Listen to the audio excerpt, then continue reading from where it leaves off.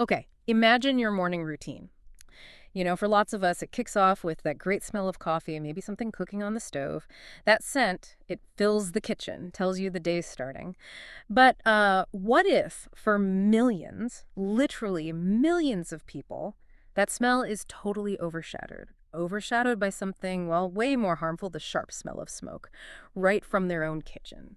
And it's sending this silent, dangerous message to their brains. That's kind of the picture we're painting for our deep dive today. It's a really stark image, isn't it? And it's the reality for so many. We're going to be diving deep into this surprising area. Critical, really. It connects something we do every day, cooking, directly to our brain health. It's maybe not a link you'd immediately think of, but trust me, once we unpack it, you'll see just how vital this connection is.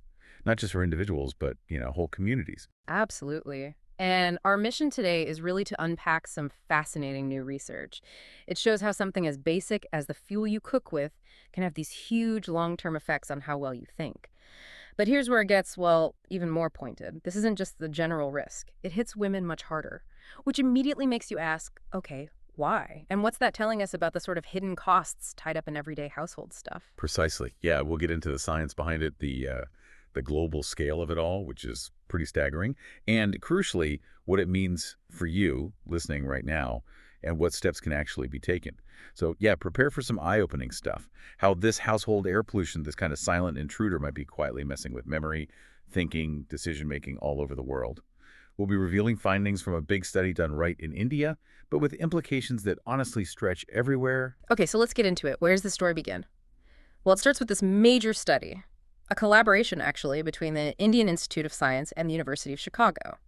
And this wasn't, just a quick look or a small survey. No, this was really rigorous, deep scientific work, right? Trying to get at some fundamental truths. That's right. It ran for 5 years from January 2018 right through to December 2023. And they meticulously studied over 4,100 adults, all aged 45 and up. These folks were from a specific area, Srinivaspura Taluk in the Kolar district of Karnataka, India. And because they had so much data, I mean, thousands of people over years, Right. they could really dig into this link, the one between cooking fuel and brain health, something people hadn't really looked at so closely before. Okay, so 5 years, thousands of people, rigorous work. What did they actually find? What was the main takeaway about cooking and brains? Well, the core discovery is pretty striking. They found that people who only use polluting fuels for cooking, so think traditional stuff like wood, coal, even dried cow dung, these individuals scored significantly lower on a whole range of cognitive tests. And that's compared to people who consistently use cleaner options, like LPG, that's liquefied petroleum gas, or electricity. Okay, scoring lower on cognitive tests. Can you break that down a bit? Like, what real-world brain functions are actually being affected here? Yeah, absolutely. And what's really interesting is how specific it gets. They looked at three main areas. First, global cognition. That's basically your overall mental sharpness, your general and intellectual ability. Second, visuospatial ability. Yeah. Now, that's your brain's skill in understanding and sort of manipulating what you see. Think about finding your way in a new place or reading a map, even just packing stuff efficiently. And third, executive functions. These are super important: planning, solving problems, making decisions, controlling impulses, the higher level thinking we depend on constantly. Seeing these core abilities hit by something like cooking fuel, it's deeply concerning. And it didn't stop there, right? It got even more concrete, more worrying, frankly. They didn't just do tests. They actually did MRI scans on nearly 1,000 people, looked right inside their brains. And the results, they found that women, specifically women who consistently used these polluting fuels, had smaller hippocampus volumes. That sounds serious. What exactly is the hippocampus, and why does its size matter so much here? That is the critical point, exactly. The hippocampus, it's this crucial brain structure, kind of seahorse-shaped deep inside. It's absolutely central to forming memories, to learning, and even navigating space. Think of it as your brain's internal filing system in GPS, rolled into one. And finding a smaller hippocampus volume, well, that's a finding strongly connected to Alzheimer's disease pathology. It suggests a direct physical impact on the brain structure itself, not just functional changes you see in tests. It directly links a very common household activity to a potentially devastating neurodegenerative condition. Wow. So it's like your brain's memory center and navigation system are being slowly, quietly damaged every day, Yeah. just by cooking dinner. It really brings home why this isn't just some abstract finding in a journal. Cognitive impairment, it affects everything. Memory, thinking, making choices, stuff you need just to get through the day. When your brain's not firing on all cylinders, things that used to be easy suddenly feel really hard. And this is exactly where that idea of a modifiable risk factor becomes so incredibly important, so powerful. We're not talking about genes you can't change or, some types of city pollution that are just hard to avoid. This study strongly suggests that this specific type of pollution from cooking fuels inside the home is modifiable. That means we can potentially reduce its impact significantly just by switching to cleaner alternatives. Yeah. It gives us a clear path for action, for intervention. It's not just identify a problem we can't fix. And that takes us back to that crucial point you raised earlier, the gender disparity.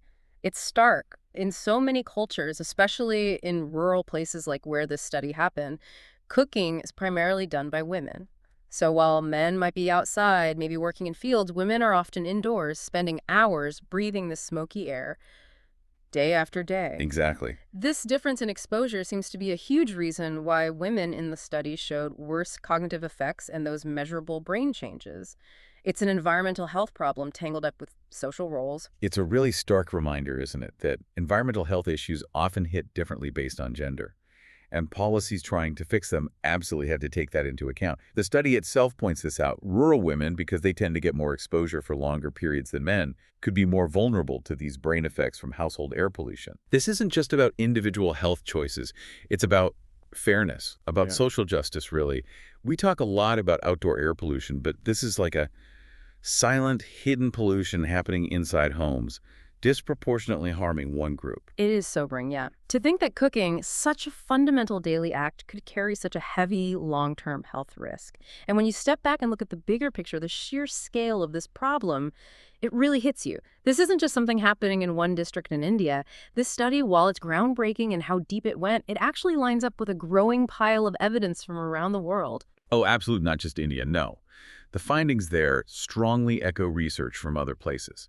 It paints a really consistent picture across different populations.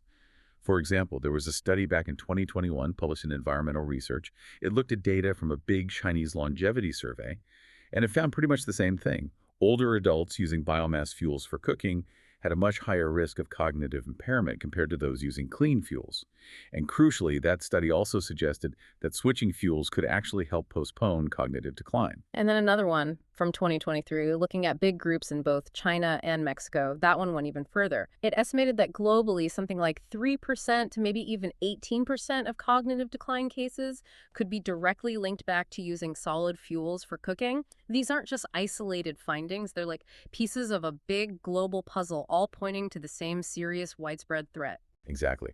And there was another one, 2022, in Scientific Reports. It used WHO data, looking across 6 low- and middle-income countries, and again found a clear link between using unclean cooking fuels and mild cognitive impairment in older adults. Study after study, they consistently build this really strong, undeniable case. Household air pollution is a major risk factor for cognitive decline. But, and this is key, it's modifiable. The fact that we see this consistency across different countries, different research methods, it really strengthens the conclusions. Okay, so let's get into the how. How exactly does breathing in this smoky air lead to these kinds of serious cognitive issues? What's the science? Right. So when you burn these polluting fuels, wood, coal, dung, whatever, they release this nasty mix of fine particles and harmful gases. We're talking carbon monoxide, nitrogen oxides, but especially these ultrafine particles called PM 2.5. PM 2.5, we hear about that with outdoor pollution too. Exactly. And these particles are incredibly tiny, like less than 1/30th the width of a single human hair. Because they're so small, they can slip past your lungs' natural defenses. They get right into your bloodstream. Wow. And once they're in the blood, they can travel directly to the brain. They actually cross what's called the blood-brain barrier, that protective layer that's supposed to keep harmful stuff out. Okay, so these tiny particles get into the brain, then what? They don't just float around, presumably. No, they definitely don't. Once they're in, they start causing trouble. They trigger chronic inflammation. Think of it like your body's defense system being constantly activated, creating this low-level, persistent irritation inside your brain. They also cause something called oxidative stress. You can sort of picture it like tiny chemical sparks flying off, damaging brain cells over time, almost like rust on your cells. And this continuous assault, especially on sensitive areas like the hippocampus we talked about. Yeah, the memory center. Exactly. It can literally wear down cognitive function.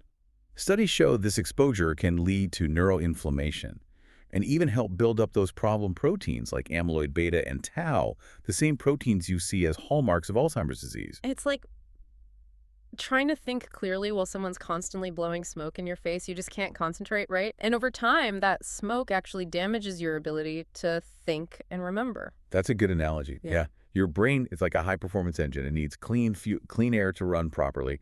If you keep putting in dirty, polluted fuel, it's going to start sputtering. It'll lose efficiency. And eventually, parts of it are just going to wear out faster. And the human cost. It's just enormous. The World Health Organization says household air pollution causes 3.2 million premature deaths globally every year. And India alone, sadly, saw about 0.81 million of those deaths just in 2019. These aren't just numbers. These are millions of lives cut short, families devastated. And the figures within India really highlight the challenge.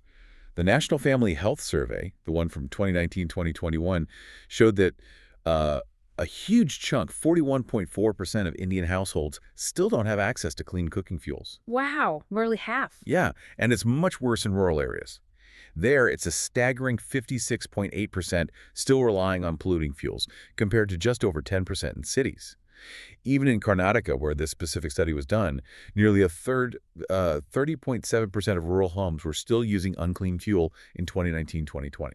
This isn't just a health problem. It's economic, it's social, with consequences that echo down through generations. Absolutely. Because cognitive impairment, it doesn't just hurt the individual. It impacts whole communities, even a country's development.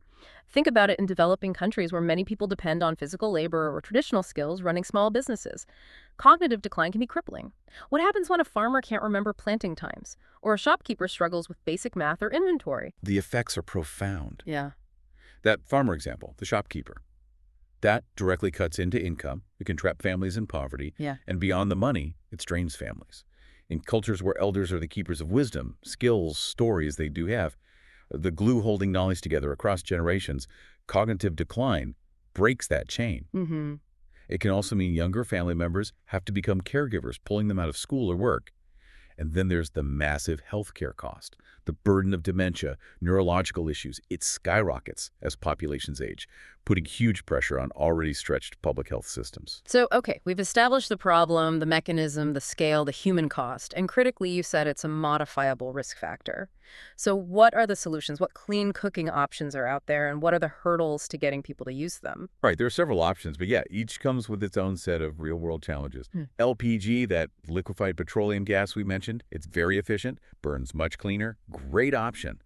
But it's not just about the initial cost of getting the stove and the first cylinder. There's the whole logistics puzzle, getting refills delivered reliably to remote villages. And the ongoing cost of those refills can be a huge burden for families living on very little income. Plus, sometimes there's just resistance to changing long-held cooking habits. Right, cultural inertia. Then you've got biogas. That's a fantastic renewable option, especially in rural areas with animals. It turns farm waste into fuel. But setting up a biogas plant, even a small one, needs an upfront investment, and it needs regular maintenance. That can be tough for individual families without community support or government help, and scaling it up isn't always straightforward. Okay, what else? Solar. Solar cookers, yeah. Yeah. Brilliant in sunny places, totally clean, renewable, basically free to run once you have it. The downside, well, they're not always great for cooking quickly or when it's cloudy or obviously cooking after dark. Yeah, dinner time. Exactly. And maybe not practical indoors during rainy seasons or for complex dishes needing precise heat control. And then there are those improved cook stoves, sometimes called shulas. Right. These are designed to burn fuel more efficiently and produce less smoke than, say, an open fire pit. They're definitely a step up from the most basic methods, but let's be clear, they're not as clean as LPG or electricity. They still produce quite a bit of indoor pollution, just less. And how well they work really depends on having good ventilation and keeping them maintained. Which leaves electric cook stoves. Yeah, undeniably clean at the point of use, very efficient. But they completely depend on having a reliable, affordable electricity supply. And in many remote rural areas, that's just what's often not there. The power might be intermittent or the cost too high.